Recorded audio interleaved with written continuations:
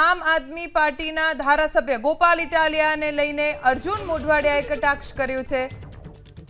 આપ એમએલએ ગોપાલ ઇટાલિયા ઉપર અર્જુન મોઢવાડિયાએ કટાક્ષ કર્યો। બિલની ચર્ચા દરમિયાન ગોપાલ ઇટાલિયાના નિવેદન ઉપર કટાક્ષ કર્યો અર્જુન મોઢવાડિયાએ। ગોપાલભાઈ પ્રથમ વખત ધારાસભ્ય બનીને આવ્યા છે। આ સન્માનીય ગૃહ છે, અહીં કંઈ પણ બોલતા પહેલા વિચાર કરવો જોઈએ તેવું અર્જુન મોઢવાડિયાએ કહ્યું।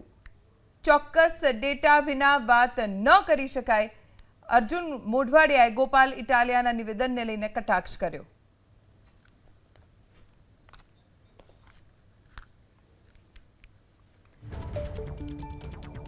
તો વિધાનસભામાં ચર્ચા દરમિયાન અર્જુન મોઢવાડિયાએ આપ્યું મોટું નિવેદન।